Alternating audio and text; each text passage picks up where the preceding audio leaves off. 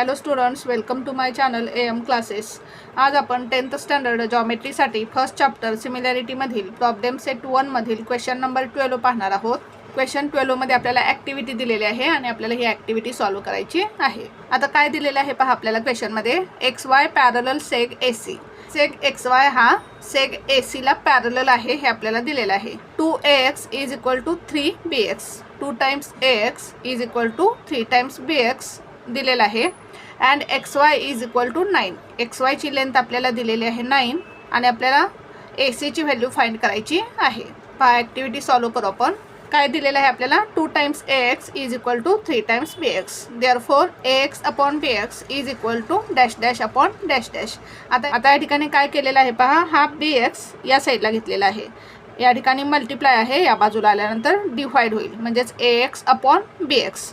आता या ठिकाणी हा 2 आपण या साईडला घेऊ, 2 या ठिकाणी मल्टिप्लाय आहे, या बाजूला आल्यानंतर डिवाइड होईल म्हणजेच आपल्याला काय मिळेल पहा, AX upon BX is equal to 3, हा 2 आपण या साईडला घेऊ, या साईडला आल्यानंतर डिवाइड होईल म्हणजेच काय मिळेल आपल्याला, AX upon BX is equal to 3 upon 2। आता या ठिकाणी काय दिलेलं आहे पहा आपल्याला, या ठिकाणी कॉम्पोनंट घेतलेला आहे AX प्लस BX, म्हणजेच न्यूमरेटरमध्ये हा डिनॉमिनेटर ॲड केलेला आहे AX प्लस BX आणि डिनॉमिनेटर आहे तसा ठेवलेला आहे BX, AX plus BX upon BX। आता AX ची व्हॅल्यू किती आहे 3 प्लस BX ची व्हॅल्यू किती आहे 2, 3 प्लस 2 अपॉन डिनॉमिनेटर काय आहे BX ची व्हॅल्यू काय आहे 2, म्हणजेच काय येईल 3 प्लस 2 अपॉन 2, रिझन काय येईल कॉम्पोनेंडो।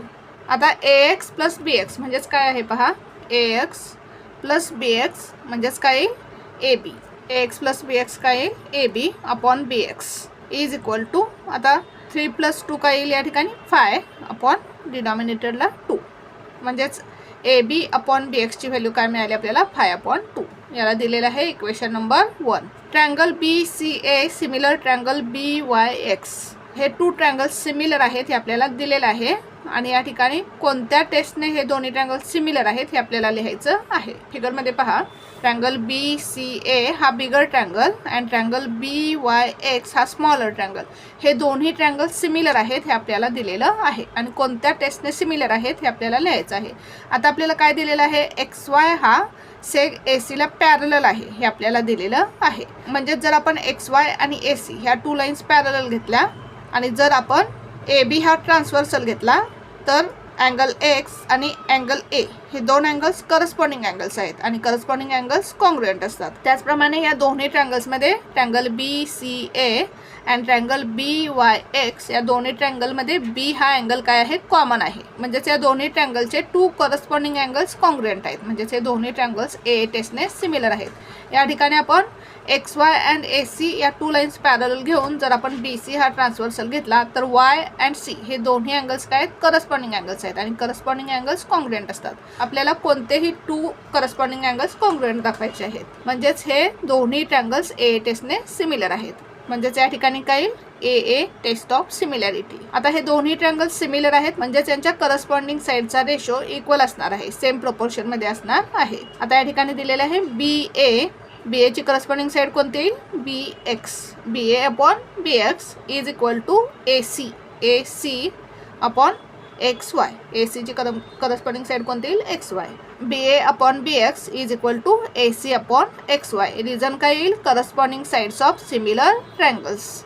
आता BA अपॉन BX, या ठिकाणी आपल्याला BA अपॉन BX ची व्हॅल्यू मिळालेली आहे। BA म्हणजेच काय AB अपॉन BX ची व्हॅल्यू किती मिळाली आपल्याला 5 अपॉन 2, म्हणजे या ठिकाणी आपण AB अपॉन BX ची व्हॅल्यू काय लिहू 5 upon 2 is equal to AC ची व्हॅल्यू आपल्याला फाइंड करायची आहे अपॉन XY ची व्हॅल्यू आपल्याला दिलेली आहे, XY is equal to 9, XY ची व्हॅल्यू आपल्याला दिलेली आहे 9, म्हणजे या ठिकाणी काय येईल 9।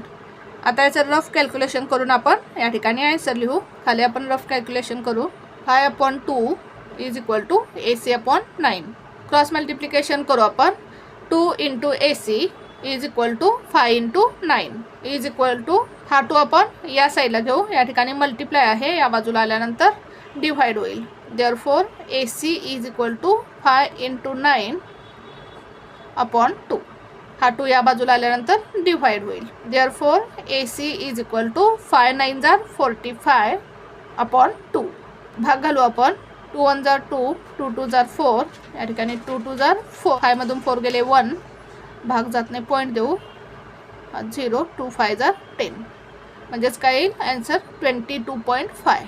AC is equal to 22.5. म्हणजे या ठिकाणी AC ची व्हॅल्यू काय येईल 22.5. हा फ्रॉम इक्वेशन 1 आपण या ठिकाणी लिहू. From equation 1.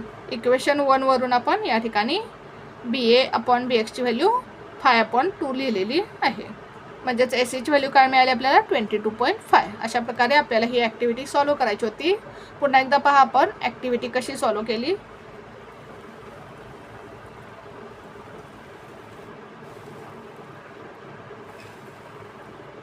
Next example solve करू आपण. क्वेश्चन 13 काय दिलं आहे पहा आपल्याला. या ठिकाणी आपल्याला ट्रँगल ABC ची फिगर दिलेली आहे. याच्यामध्ये हा जो स्क्वेअर आहे DEFG, या स्क्वेअरचे 4 व्हर्टायसेस हे या ट्रँगलच्या साईड्सवरती आहेत. ट्रँगल ABC मध्ये अँगल Aचं मेजर दिलेलं आहे 90 डिग्री आणि आपल्याला काय प्रूव्ह करायचं आहे DE square is equal to BD into EC. म्हणजेच या साईडचा स्क्वेअर इज इक्वल टू ही साईड इंटू ही साईड हे आपल्याला प्रूव्ह करायचं आहे. त्याच्यासाठी आपल्याला हिंट दिलेले आहे. Triangle GBD and triangle CFE, म्हणजे हा ट्रँगल आणि हा ट्रँगल हे दोन ट्रँगल्स आपल्याला सिमिलर दाखवायचे आहेत. त्याचबरोबर GD is equal to FE is equal to DE.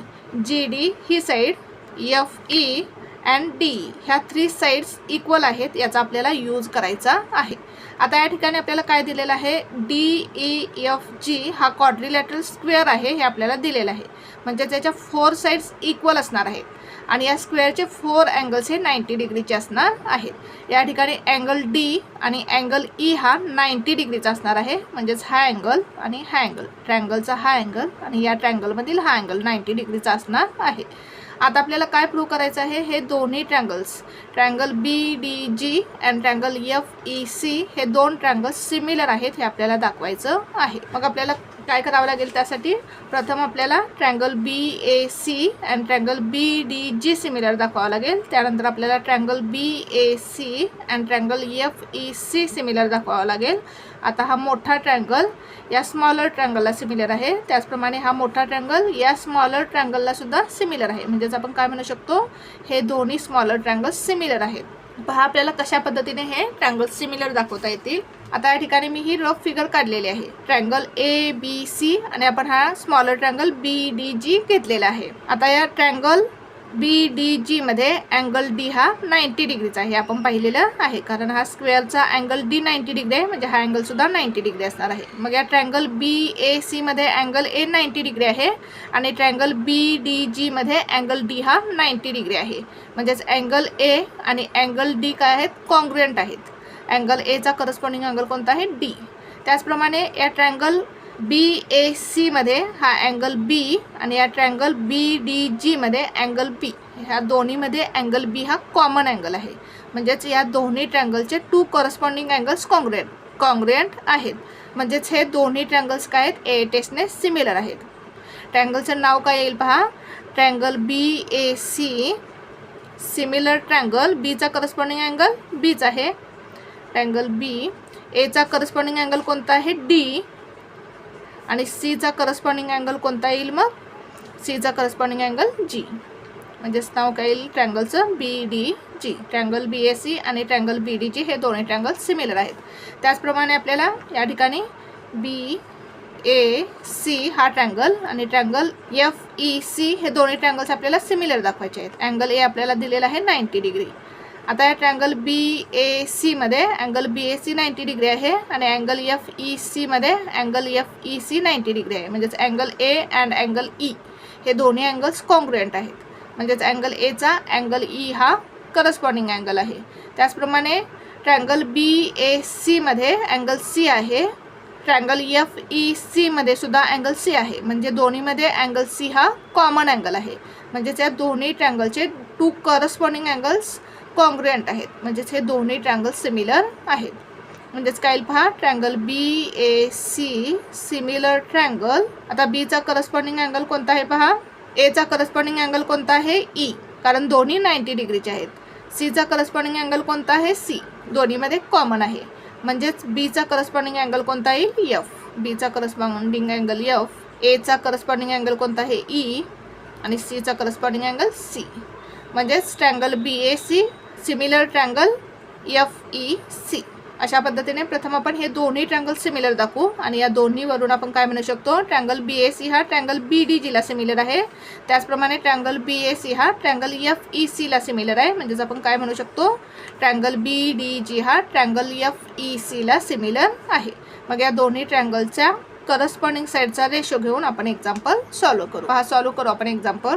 आता या ठिकाणी आपल्याला काय दिलेलं आहे, quadrilateral D E F G is a square. आता हा स्क्वेअर आहे म्हणजे याच्या 4 साईड्स इक्वल असणार आहेत आणि हे 4 ही अँगल्स 4 अँगल्स 90 डिग्रीचे असणार आहेत. लिहून घेऊ आपण. Quadrilateral D E F G is a square हे आपल्याला दिलेलं आहे. रिझन काय given. Therefore D E is equal to F E is equal to D E is equal to F E is equal to G F is equal to G D. Reason काय sides of a square. स्क्वेअरच्या 4 sides equal असणार आहेत. And angle G D E is equal to angle F E D is equal to 90 degree. Reason काय angles of a square. Angles of a square. या ठिकाणी आपण याला equation number 1 देऊ. आता आपण हा bigger triangle triangle B A C आणि हा smaller triangle G B D घेऊ. In triangle B A C and triangle. आता बीचा करस्पॉन्डिंग अँगल कोणता येईल पहा. दोन्ही ट्रँगलमध्ये बी हा कॉमन अँगल आहे म्हणजे बीचा करस्पॉन्डिंग अँगल काय येईल बी. या ठिकाणी बीचा करस्पॉन्डिंग अँगल काय येईल बी. एचा करस्पॉन्डिंग अँगल काय येईल डी आणि सीचा करस्पॉन्डिंग अँगल काय येईल सीचा करस्पॉन्डिंग अँगल काय येईल जी. म्हणजे triangle B A C and triangle B D G हे दोन्ही ट्रँगल्स सिमिलर आहेत हे आपल्याला प्रूव्ह करायचं आहे. आता या दोन्ही ट्रँगल्समध्ये angle A and angle D congruent आहेत कारण दोन्हीचे मेजर काय आहे 90 डिग्री. लिहून घेऊ आपण. Angle B A C congruent angle B D G. Reason काय येईल ईच मेजर 90 डिग्री. दोन्ही अँगलचे मेजर 90 डिग्री आहे. त्याचप्रमाणे angle A B C angle A B C congruent angle. आता एचा करस्पॉन्डिंग अँगल कोणता आहे डी. डी पासून स्टार्ट करू आपण. डी बी जी दोन्हीमध्ये बी हा कॉमन आहे. Angle A B C and angle D B G हे दोन्ही अँगल्स कॉन्ग्रुएंट आहेत. Angle D B G. Reason काय येईल कॉमन अँगल. आता या दोन्ही ट्रँगलचे 2 करस्पॉन्डिंग अँगल्स कॉन्ग्रुएंट आहेत म्हणजेच हे दोन्ही ट्रँगल्स ए टेस्टने सिमिलर आहेत. लिहून घेऊ आपण. Therefore triangle B A C similar triangle B D G.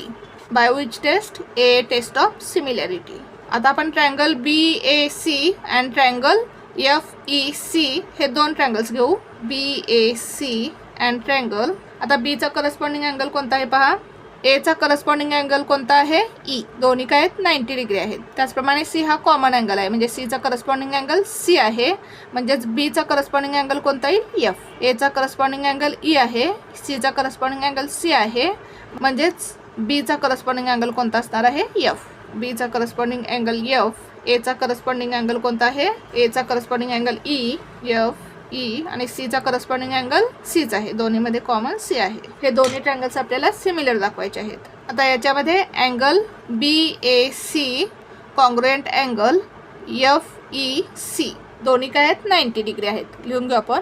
Angle B A C congruent angle F E C. Reason काय येईल ईच मेजर 90 डिग्री.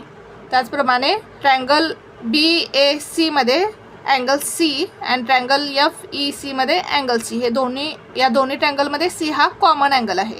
म्हणजेच काय पहा angle A C B congruent angle E C F. Angle A C B congruent angle E C F. Reason काय common angle. आता या दोन्ही ट्रँगल्सचे 2 करस्पॉन्डिंग अँगल्स कॉन्ग्रुएंट आहेत म्हणजेच हे दोन्ही ट्रँगल्स ए टेस्टने सिमिलर आहेत. Therefore triangle B A C similar triangle F E C. By which test by a test of similarity. याला देऊ आपण इक्वेशन नंबर 2.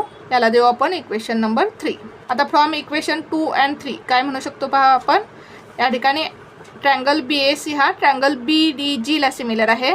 त्याचप्रमाणे ट्रँगल बी ए सी हा ट्रँगल एफ ई सीला सिमिलर आहे. म्हणजेच आपण काय म्हणू शकतो, ट्रँगल BDG हा ट्रँगल FEC ला सिमिलर आहे. Triangle BDG similar triangle FEC.